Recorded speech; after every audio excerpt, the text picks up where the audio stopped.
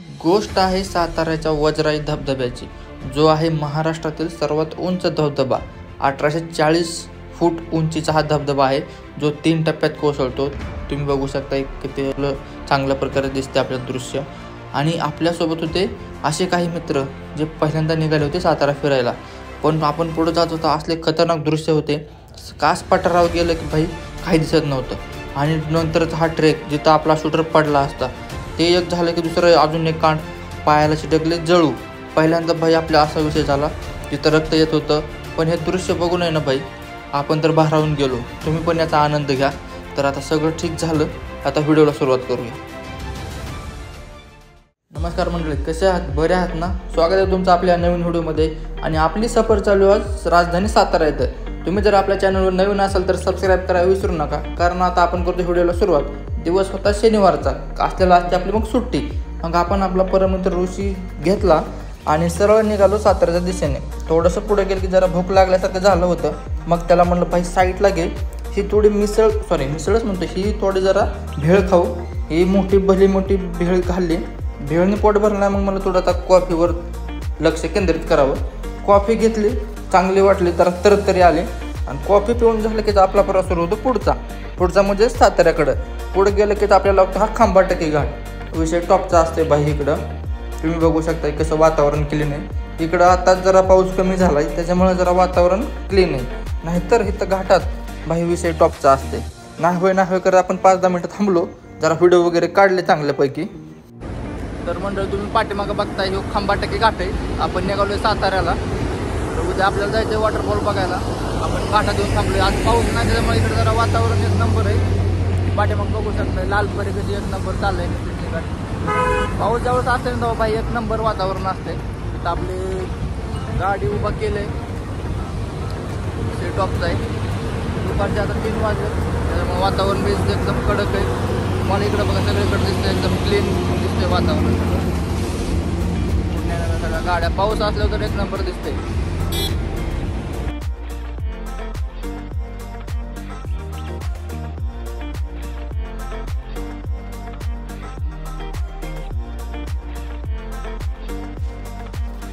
घाटातनं जी गाडीला स्टार्टर मारला तर डायरेक्ट साताऱ्यात येऊनच थांबलो। साताऱ्यात आलो, घरी थोडंसं फ्रेश वगैरे झालो की आपण प्रवास सुरू केला परत अजिंक्यतारा किल्ल्याकडे। जरा म्हणलं जाऊन थोडंसं वातावरण बघून या, कारण आता पाऊस बंद झाला म्हणलं तिथं एक नंबर झालं वातावरण। तिथं फादरने सांगितलं जाऊन बघतोय, तर असं वातावरण क्लीन होतं ना।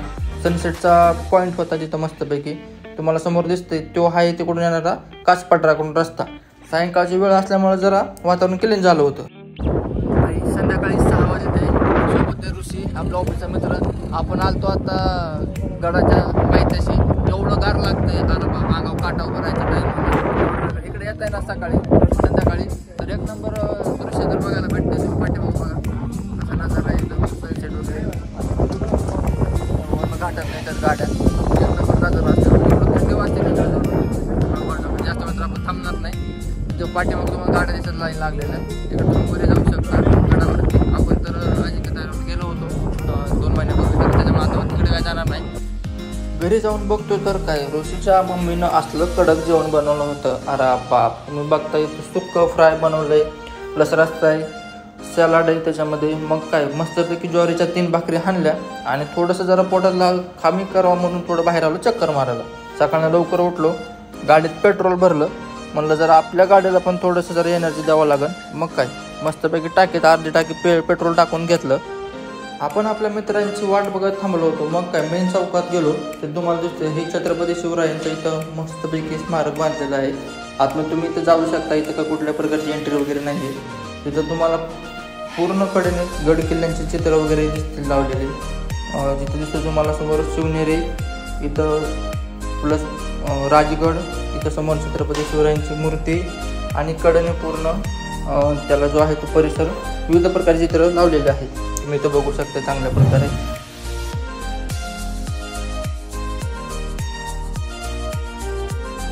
सगळेजण आलकेच आपण सुरुवात केली आपल्या रस्त्यानं जायला। पुढे बघतोय असलं वातावरण कडक होतं, बाहेर रस्ता कधी संपूर्ण असं वाटत होतं। थोडंसं पुढे गेलं कीच कार्यकर्ते म्हणलं आपल्याला लागली भूक। आता पुण्यावरून एवढ्या लवकर निघले होते म्हणलं जरा कार्यकर्ते भुकेले होते। मग नाही होय करत तेलकट पदार्थ नावाचं घेत मग कांदे भजे, वडापाव पोटभरसोर हाणलं आणि इथून तेवढ्यात पाऊस सुरू झाला. मग काय गड्यांनी रेनकोट वगैरे घातले आणि सुरुवात झाली आपली इथून या रस्त्याने निघायला. पुढे गेलं की असा कडक रस्ता होता, पण पावसाने एवढा धुमाकूळ घातला होता की पार सगळे कपडे ओले झाले होते. कसं तरी करत जॅकेट घातलं. जॅकेट घालून आपण निघालो पुढं सरळ आपल्या लोकेशनला. जाताना आपण येऊन पोहोचतो कास पठारावर. इतकं बाहेर धुकं होतं. हे तुम्ही बघता, हे कास पठाराचं ठिकाण आहे. इथं ना आता थोड्या दिवसानंतर भारीपैकी फुलं येतील. त्याच्यानंतर आपण इथं येणार आहोत परत. थोडंसं पुढे गेलं की आपल्याला इथं आपण गाड्या बिड्या पार्क केल्या. सुंदर असा हा इथं कास पठार जे सगळं पाणी आहे ते या साईडला इथं तुम्हाला दाखवतो मी पुढे गेले का.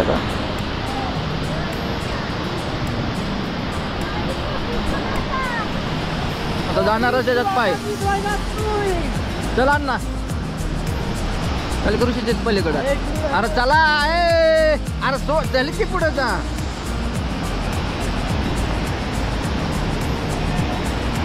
हो हो हो हो पटकन भाई भाई भाई.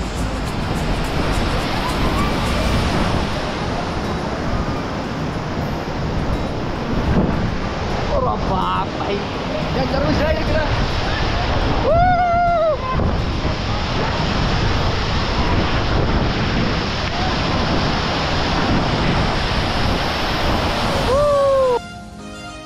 ह्यांचं तरी तर चालू झालं भाई. थोडं लोकेशन येते ना तर भाई माझा फोटो काढ, माझा फोटो काढ.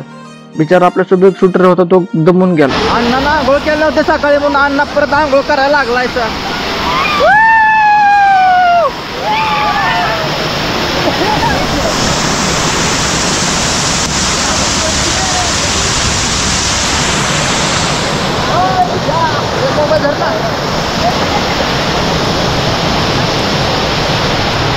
डेंजर विषय इथं.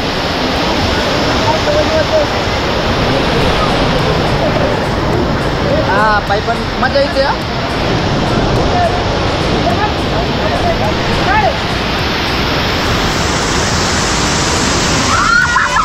हळू हळू.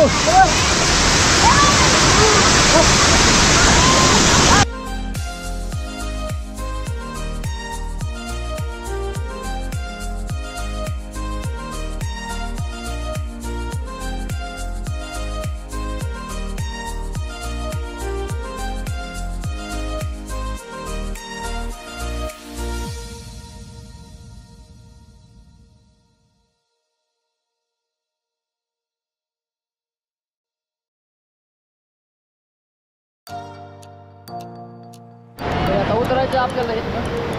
मग दिसत असं पाणी त्याच्यामध्ये. चला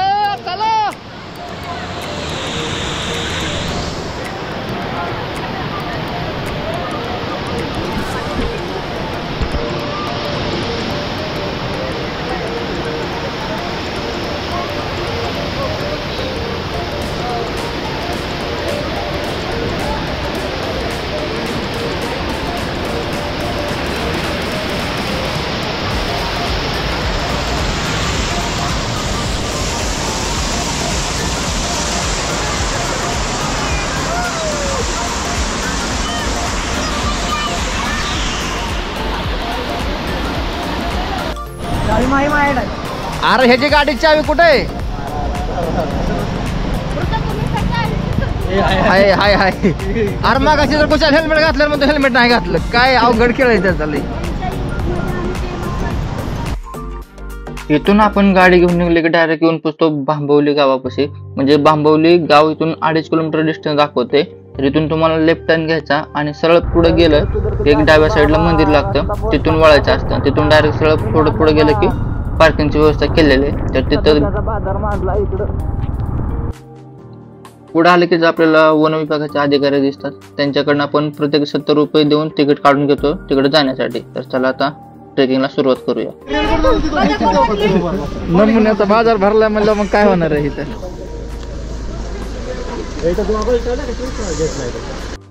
ट्रेकिंगला सुरू झाली ना बाई, पुढे असं त्यांनी दगड मांडलेले आहेत. कारण साईडनं एवढं चिखल आहे ना, पडदाचे लय चान्सेस जास्त आहेत. त्याच्यामुळे ह्या दगडावर आपण चल पुढे जातोय. थोडंफार त्यांना रक्तदान करणं गरजेचं आहे. बाकी टायमाला तुम्ही करता की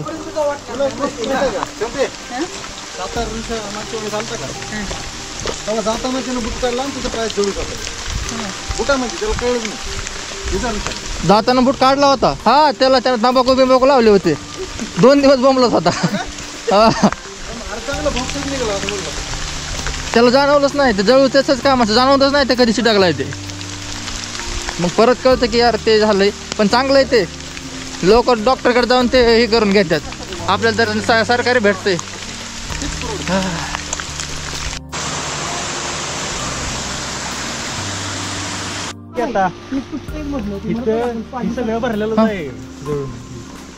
अरे मग ते वडायचं कसं त्याला गळून पडलेलंच कळत नाही आपलं. हा का रक्त पिऊन पिऊन टम होत आहे ते फुगतंय गेलेलंच कळत नाही. माझं तसं झालं मागचं. तुला कळलंच नाही का पडलं ते काहीच नाही कळत. नुसतं रक्त येत नुसतं रक्त येत. तुझं जखम झाली असेल ना मग जखम झाली. गेम ओव्हरच आहे मग जरा. आणि ही हातनं चालताना आता दगडावून चालायचं नाही खाली असतं. हा का म्हणजे थांबायचं असेल तर दगडावर थांबायचं. हा आता आपल्याला माहिती आहे पण आपण करू नियोजन तर बघू गवतंय का एखादं. आम्हाला पण आता एवढं 2.5 किलोमीटर जायचं 250 पायऱ्या उतरायचं नंतर एवढा लांबून धबधबा बघायचा आहे. खरं नाही मग तर जाऊन नुसतं असं आहे एवढा लांबून आहे. चला आता लांबून डोळ्यानं बघू आपण. ए यार खेळ होणार आहे सगळ्या गड्यांनो लांब.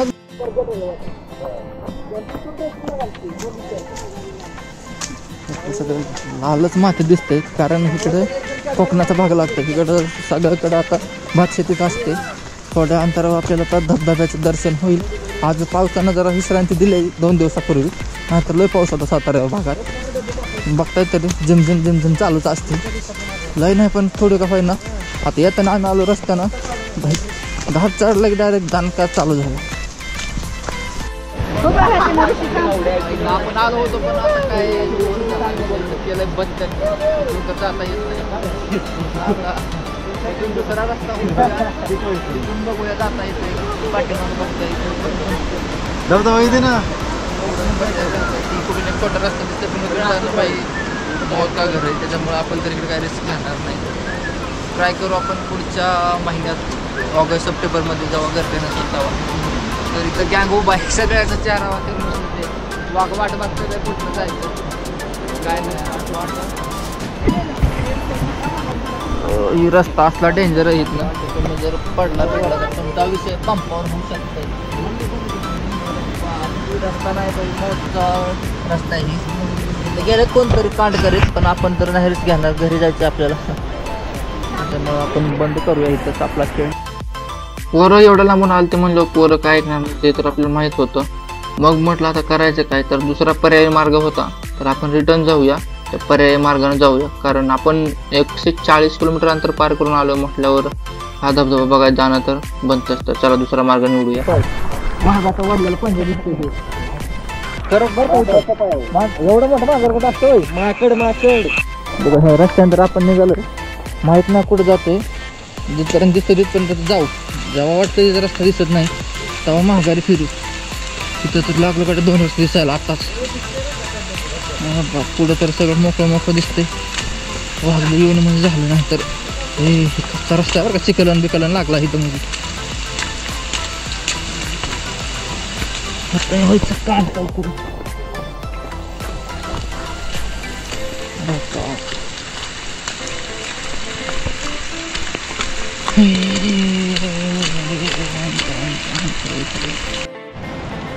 मौत का रास्ता सीधा मौत के मुंह में. डायरेक्ट खाली डायरेक्ट येऊन या मायानं महा डायरेक्ट ढगात. रस्ता आहेच किती एक 2 येतच जागा फक्त. ह्याच्यातनं जर चुकून पडला पाहिजे तर डायरेक्ट गलाच खाल्ला. अजूनच डेंजर रस्ता लागला नाही. काळूला नाही काळूला लय फ्लॅट आहे. सरळ फक्त एक रिव्हर क्रॉस करायचा संपला विषय डायरेक्ट. इकडे लागले इथं एक फिट बांधली गेले म्हणजे तिकडे जायचा रस्ता. अण्णा हे बघ फिट दिसतं का हे कापड बांधलं पडलं होतं आता. हे रस्ता इकडे जायचा. तिकडं गँग आपलं मार्क करून ठेवते. लाल टी शर्ट आहे हे पण करते मॅडम पुन्हा. आता बघू इथं तर दिसतंय पुढे जाऊन कळलं आपल्याला कुठं येते. असला खतरनाक रस्ता पहिल्यांदा जेवणात एवढा खतरनाक ट्रेक करतोय.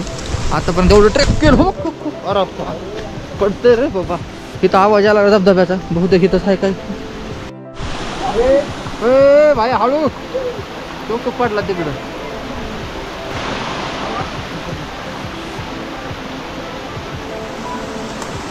काहीतरी कांड करतो या.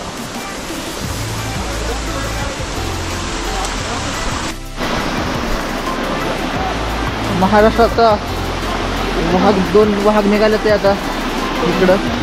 घसांना तर फिक्स आहे, कुठं जरी गेलं तरी पडतं लय घसाचं गुंडे झाले.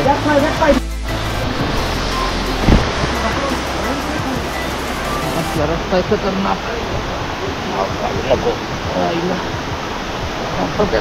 जीव गुतलाय.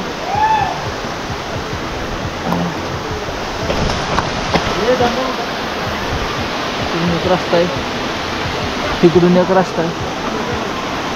ए हळू या.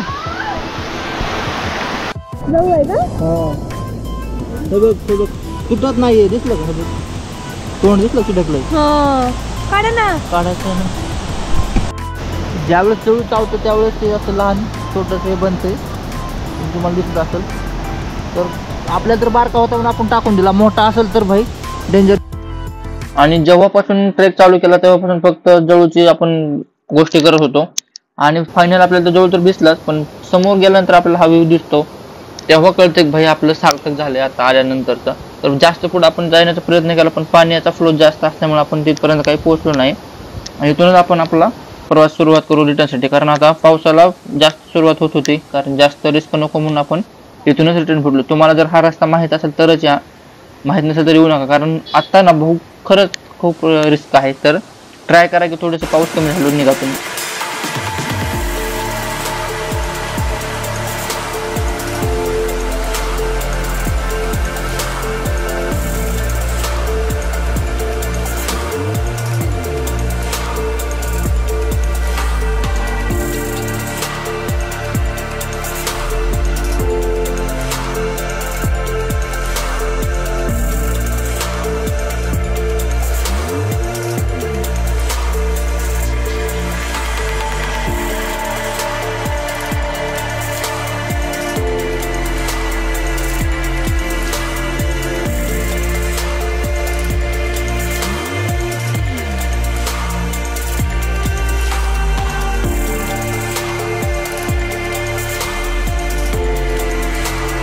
तर म्हणजे अशा प्रकारे आपला ट्रेक सक्सेसफुल झालाय. कसा वाटला व्लॉग कमेंट करून नक्कीच सांगा. आणि तुम्ही जर आपल्या चॅनलवर नवीन असाल तर सबस्क्राईब करायला विसरू नका. भेटूया अशा जगा खतरनाक पुढच्या नवीन व्लॉगमध्ये.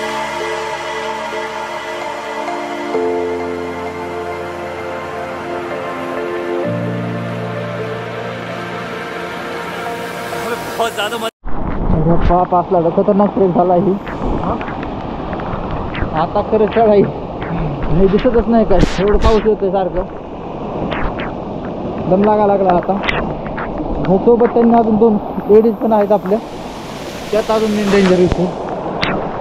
हो हो हो जाऊ तुम्ही, थांबू नका. थांबला की मग काय विषय नाही, सगळे थांबतात लगे. एक थांबलं की चल ऋषांना. वाघ गाठलं ते, वाघाचं काय नाही, शक्ती नाही राहिली. करतान काय परत ट्रेक कसा आहे दन का नाद करते काय.